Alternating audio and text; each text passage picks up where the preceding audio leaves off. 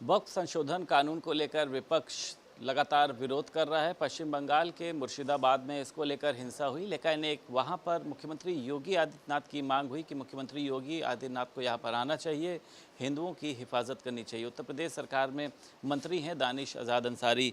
को लगता है मुख्यमंत्री योगी आदित्यनाथ की ये लोकप्रियता है, जिस तरीके से ज़ीरो टॉलरेंस की नीति को लेकर उन्होंने काम किया, कि अब पश्चिम बंगाल में भी जो है उनके नाम की डिमांड हो रही है।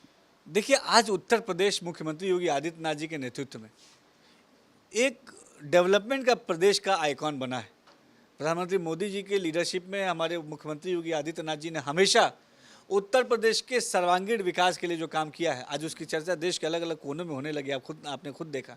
तो ये गुड गवर्नेंस का एक बहुत बड़ा एग्जाम्पल है, जो उत्तर प्रदेश किस स्थिति में हमें मिला था 2017 में। मैं भाई याद दिलाना चाहूँगा कि 2017 में जब हमें उत्तर प्रदेश मिला था योगी जी को, तो कितनी बुरी स्थिति उत्तर प्रदेश की समाजवादी पार्टी ने बना के रखी थी। भ्रष्टाचार, अपराध, लूट, दंगे, महिलाओं के प्रति जो अपराध हैं, वो इन तमाम चीज़ों में उत्तर प्रदेश नंबर 1 हुआ करता था समाजवादी पार्टी के शासनकाल में। लेकिन वहाँ से उस उत्तर प्रदेश को आज उत्तम प्रदेश की जो जर्नी है, जो योगी जी के नेतृत्व में हुई है, वो बहुत सार्थक है।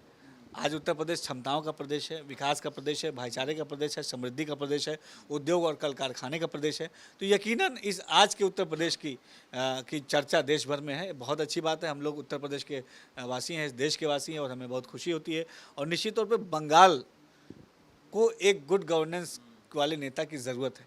बहुत अफसोस होता है बंगाल की स्थिति ये देख के कि ममता बनर्जी जी अपने राजनीतिक स्वार्थ के लिए वो इस कदर उन्होंने अपने आंखों पे पट्टी बांध ली है कि वो अपने राजनीतिक स्वार्थ के लिए बंगाल को हिंसा की आग में झोंकना, वहाँ की महिलाओं को एक असुरक्षित माहौल देना, वहाँ पे आए दिन दंगे होना, ये बंगाल की पहचान बन गई है। ये वही बंगाल है जो देश में कभी किसी और चीज़ के लिए, किसी सार्थक चीज़ों के लिए चर्चित रहता था।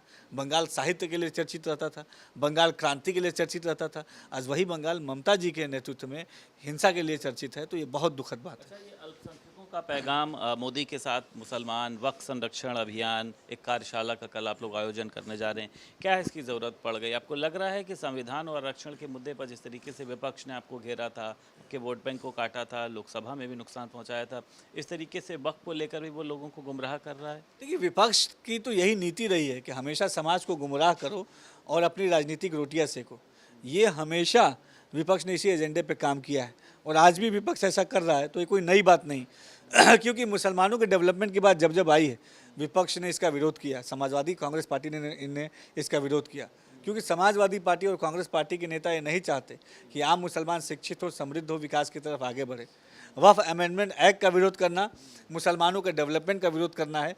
और मुझे लगता है कि आम मुसलमान ये देख रहा है कि इस सकारात्मक जो चीज़ ये आई है वक्फ अमेंडमेंट, इसका जो लोग विरोध कर रहे हैं, वो उनकी नीयत और उनकी नीति कभी भी मुसलमानों का डेवलपमेंट नहीं रहा है।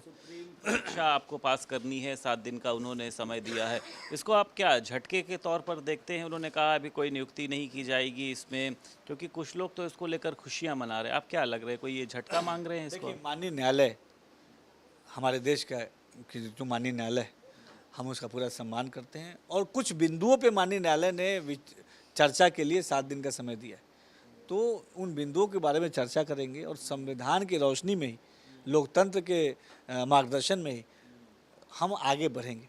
हमने पूरी ईमानदारी से आम मुसलमानों के हितों के लिए काम करने के लिए इस अमेंडमेंट को लागू किया है, और यकीनन देश के आम मुसलमानों की भावना इस अमेंडमेंट के साथ जुड़ी है। अच्छा, ये लगातार बात उठती है कि जब कहीं पर चुनाव आता है तो भारतीय जनता पार्टी जो होती है वो ईडी का जिन सामने निकाल कर ले आती है, राजनीतिक भावना से प्रेरित होकर काम करती है।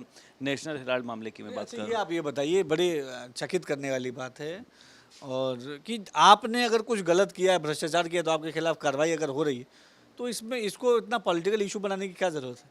अगर आपके अंदर सच्चाई है, आपके अंदर भय नहीं है, तो आप जाइए, एक जांच एजेंसियों का सामना कीजिए और अपने अपने पॉइंट्स बताइए।